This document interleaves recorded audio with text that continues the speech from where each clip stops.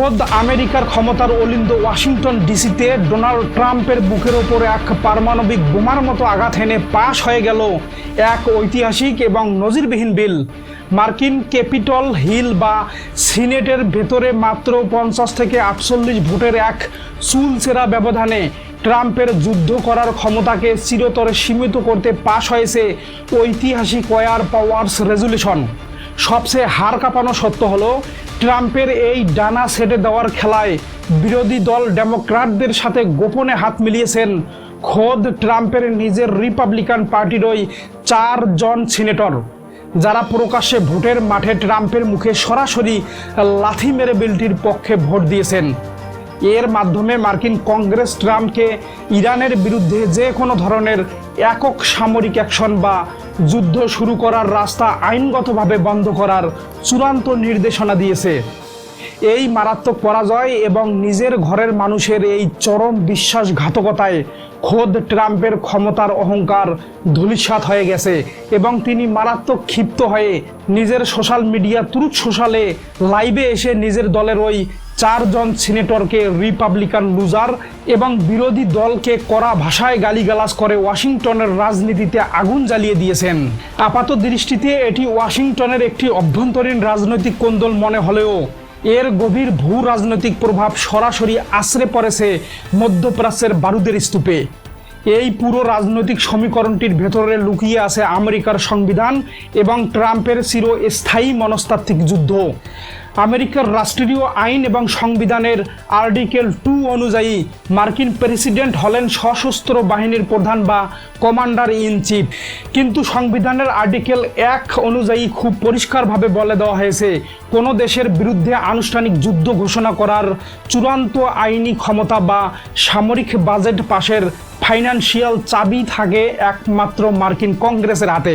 Trump যখন ওই সুইজারল্যান্ডের শান্তি চুক্তির আড়ালে ইরানকে হরমুজ প্রণালী ও দেশ দখলের মেগা হুমকি দিচ্ছিলেন, তখন মার্কিন পেন্টাগন এবং খোদ রিপাবলিকান থিঙ্ক ট্যাঙ্কগুলো বুঝতে পারে যে ট্রাম্পের এই আনপ্রেডিক্টেবল একগুঁয়েমি আমেরিকাকে এক অবিনাশী তৃতীয় বিশ্বযুদ্ধের মুখে ঠেলে দিচ্ছে।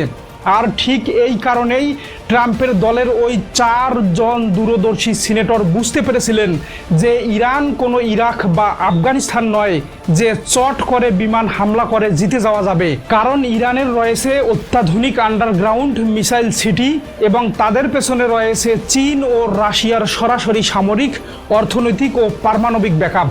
ফলে ট্রাম্পকে আটকাতে এবং বিশ্বকে এক মহামারী যুদ্ধ থেকে বাঁচাতে তারা নিজেদের রাজনৈতিক ক্যারিয়ার বাজি রেখে ডেমোক্র্যাটদের সাথে গোপনে জোট বাঁধেন, যাতে ট্রাম্প কংগ্রেসের অনুমতি ছাড়া ইরানের একটি মাটির কণাতেও আঘাত হানতে আর না পারেন।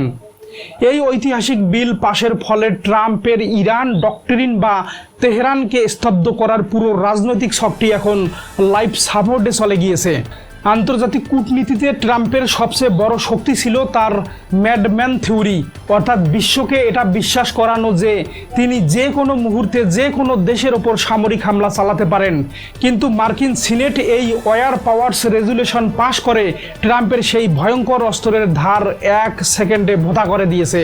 এখন তেহরানের থিঙ্ক ট্যাঙ্কগুলো খুব ভালো করেই জানে যে ট্রাম্প ওভাল অফিসে বসে হরমুজ প্রণালী বন্ধের বিরুদ্ধে যত বড় বড় হুঙ্কারেই দিক না কেন, ক্যাপিটল হিলের সবুজ সংকেত ছাড়া পেন্টাগনের পক্ষে এককভাবে কোনো যুদ্ধ শুরু করা আইনভাবে আর সম্ভব নয়। এর ফলে সুইজারল্যান্ডের আলোচনার টেবিলে ইরানের হাত এক ধাক্কায় বহুগুণ শক্তিশালী হয়ে গেছে। ইরান এখন আমেরিকার এই অভ্যন্তরীণ বিভাজনকে কাজে লাগিয়ে তাদের আটকে থাকা 3 লক্ষ কোটি টাকার মেগা তহবিল উদ্ধারে আরও বেশি অনড় অবস্থান নেবে। ওয়াশিংটনের ডিফেন্স লবি এবং ইসরায়েলি মোসাদ, যারা ট্রাম্পকে দিয়ে ইরানের পারমাণবিক স্থাপনা ধ্বংস করার ছক কষেছিল, তারা এখন মার্কিন কংগ্রেসের এই আইনি দেওয়ালের সামনে এসে থমকে দাঁড়িয়েছে। ট্রাম্পের নিজের দলের ওই 4 জন সিনেটরের এই ভোট আসলে প্রমাণ করে যে আমেরিকার গভীর রাষ্ট্র বা ডিপ স্টেট কোনোভাবেই এই মুহূর্তে মধ্যপ্রাচ্যে আরেকটি অন্তহীন ও ব্যয়বহুল যুদ্ধের বোঝা টানতে রাজি নয়। একদিকে ট্রাম্পের ক্ষমতার একচ্ছত্র দাপট দেখিয়ে ইরানকে খাঁচায় বন্দী করার মরিয়া চেষ্টা, আর অন্যদিকে আমেরিকার ঘরের ভেতরেই ট্রাম্পের পা শৃঙ্খলিত করে দেওয়ার এই চরম অভ্যন্তরীণ লড়াই। এই দুই শক্তির ভেতরের আসল গেমটি এটাই প্রমাণ করে যে আন্তর্জাতিক রাজনীতিতে ইরানকে দমানোর আগে ডোনাল্ড ট্রাম্পকে এখন ওয়াশিংটনের নিজের ঘরের শত্রুদের সাথে যুদ্ধ করতে হচ্ছে। হোয়াইট হাউস যেখানে ভাবছে তারা ইরানকে নিষেধাজ্ঞা ও সামরিক অ্যাকশনের ভয় দেখিয়ে নতজানু করবে, সেখানে আমেরিকার নিজস্ব আইন প্রণেতারাই ট্রাম্পের যুদ্ধের বেলুন 1 সেকেন্ডে ফুটো করে দিয়েছেন, যার কারণে তেহরানের ক্ষমতা এখন ওয়াশিংটনের চেয়েও 10 গুণ বেশি শক্তিশালী অবস্থানে পৌঁছে গেছে। প্রিয় দর্শক, এখন আপনাদের কাছে আমার প্রশ্ন, মার্কিন সিনেটর এই বড় আঘাতের পর ডোনাল্ড ট্রাম্প কি তার নিজের দলের বিদ্রোহীদের ঠান্ডা করতে পারবেন, নাকি ইরানের বিরুদ্ধে যুদ্ধ করার এই মেগা শক এখানেই চিরতরে সমাহিত হয়ে গেল?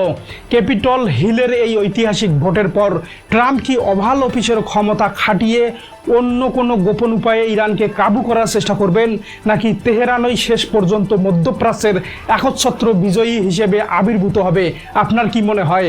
আপনার মূল্যবান মতামত জানিয়ে দিবেন কমেন্টে।